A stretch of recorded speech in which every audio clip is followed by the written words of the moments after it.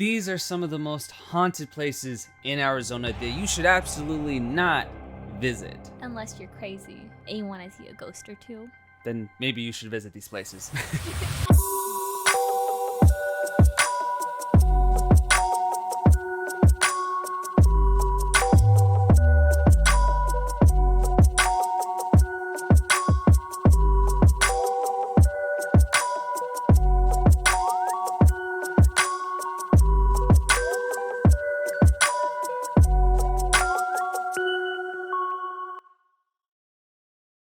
What is up, guys? Welcome back to the Spooky Nights podcast. I'm your host, Rye Malik. I'm your co-host, Lysette. And today we will be talking about the most haunted places in Arizona. But before we get to that, if you guys didn't already know, we are now on Spotify, so if you want to check us out there, link will be in the description and blah, blah, blah, blah, blah. But anyways, Lysette, have you visited any of the places we're going to be talking about in this video? Surprisingly, no. And I've lived in Arizona my whole life, which is crazy because I'm totally into the whole spooky, supernatural scene. These places we're about to talk about, they range from like prisons, movie theaters, and even hotels. Yeah, it's pretty crazy. Before researching for this video, I didn't know that Arizona had as many haunted places as it does. But why Arizona, you might ask? Well, that's actually where we're from. Let's just jump right into our first haunted place that we are going to discuss, and that is actually the domes of Casa Grande, otherwise known as the Casa Grande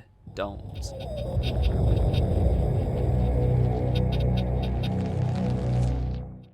Now, this place has actually appeared on Ghost Adventures. But if you're asking what exactly are these domes, well, they are a series of structures in the shape of domes. And originally they were built back in the 80s. Their main purpose was supposed to be for like microchip manufacturing, which is pretty interesting, right? Yeah. But halfway through its construction, it was abandoned for some reason. They left it there just to rot, and now we have these really crazy looking dome-shaped structures just out in the middle of the desert. These domes have become a really big tourist attraction for people visiting Arizona and also just people who live in Arizona. I myself have actually been there, and I can say that they are quite creepy.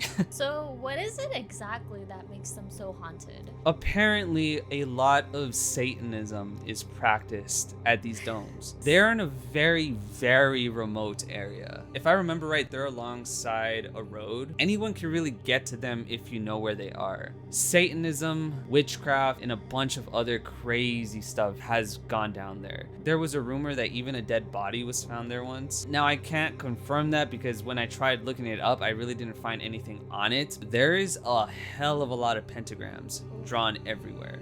I honestly wouldn't have thought it'd be like a hot spot for Satanism and witchcraft because honestly they look kind of extraterrestrial. Yeah, a lot of people say that they look like UFOs.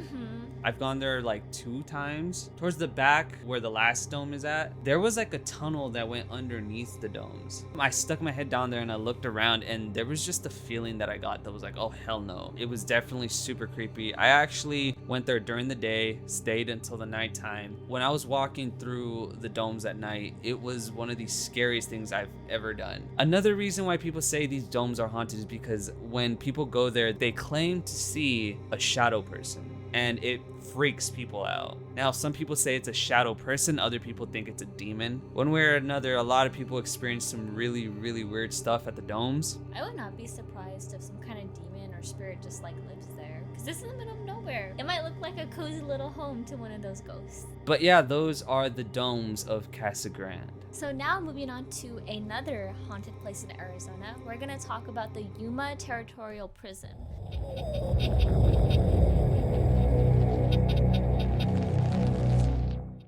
So this prison was built in 1876 by the prisoners themselves. This prison held many different kinds of criminals, ranging from grand larceny, murder, and to one of my favorite crimes, a crime of passion, which I'll talk about later.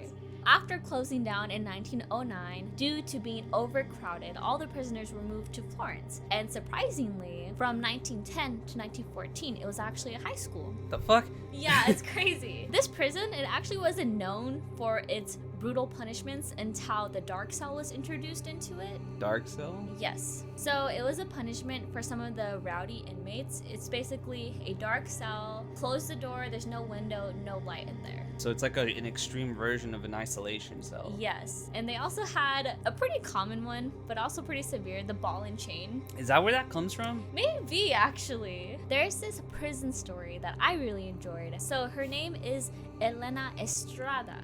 She was put away for what was called a crime of passion. She was sentenced to 7 years for manslaughter when she stabbed her unfaithful lover. But not only did she stab him, she cut open his chest, pulled out his heart, and laid it on him. And then after 7 years, she was let out. But a more recent one is from a reporter. She actually took on this challenge to stay in the dark cell herself for 48 hours. She did not last 48 hours. She ended up screaming for help, pleading for them to let her out because she felt like something or someone was in the cell with her. So she literally said, I'm gonna stay in here. I'm gonna be in here by myself, see if I can last. And she didn't make it because she thought somebody was in there with her? Yeah. Woo! I can only imagine how many prisoners died there. I could see why it's haunted, honestly. That is the YUMA Territorial Prison. So the next haunted location in Arizona that we are going to talk about is a very, very famous haunted location, and that is the Jerome Hotel in Jerome, Arizona.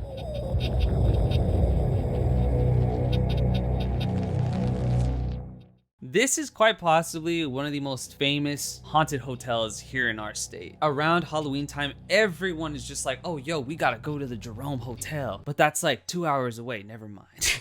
If you don't know the story of the Jerome Hotel, it was originally built in 1926 as a hospital for local miners near the area. It was a hospital first? Yeah, this hotel was originally a hospital. Nearly 9,000 people died there. It shut down in 1950 until it reopened as a hotel in 1996. And since then, several reports of hauntings have been reported. You have a hotel that almost 9,000 people have died in. That is insane. You're possibly sleeping in rooms where someone has passed away. There have been a lot of paranormal activities that have happened at this particular hotel, from shadows being seen, doors opening all by themselves, faucets start running with nobody touching them. But quite possibly one of the most haunted rooms in this hotel is room 32. Now apparently in this room a man committed suicide, and it's been reported that when you're sleeping at night you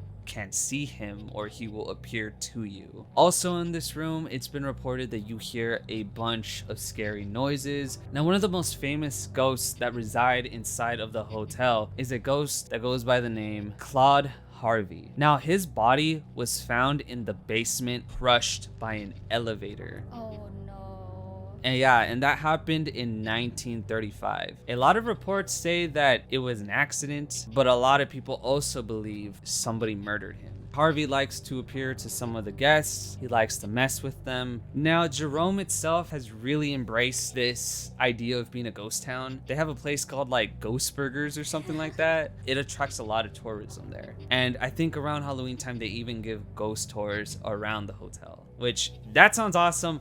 I want to do that shit. But that is the Jerome Hotel. That is one of the most haunted hotels in Arizona. So our next haunted place is going to be the Orpheum Theater.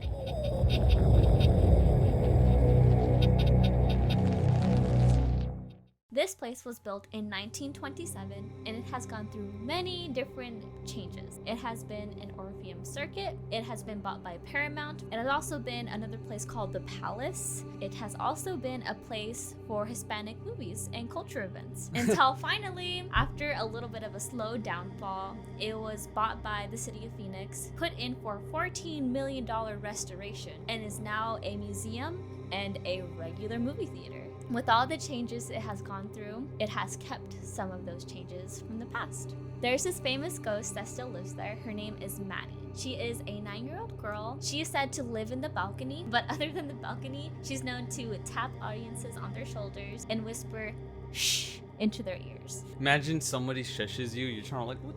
Oh, Jesus! There's Who was that? There's actually a story of this couple. They were making out during a movie. Someone slapped the guy on his head. It's said that she'll appear in pictures, and there's also this instance where there was a Chinese acrobatic show performing, and some of the acrobatics stopped mid-show and started pointing into the audience because at least 5 of them swore they saw a little girl walk off the balcony. There's also this story with the original owner who died under mysterious circumstances, apparently by 2 gunshots, but people say they still see him welcoming in guests. Imagine going to like a theater just to watch something and you leave with a paranormal experience happening to you. Like, you can watch a show next week if you wanted to at the ORPHEUM Theater. So now we have only one location left that we are going to talk about in this video. But before we get to that, out of all the locations we've talked about so far, which one would you say is the most haunted out of the stuff that we've researched so far? That's easy. The hotel that was a hospital before. The Jerome Hotel. That's basically sleeping at a gravesite. I don't know. There's something about like looking at those photos of that hotel and the apparitions that they've captured for our final haunted location in Arizona that we've been putting off until now. That is actually, you know what? What? This place is actually pretty close to where we live. That's And very convenient. you know what else? It is actually a hotel. Instead of talking about it in this video, why don't we just stay the night there?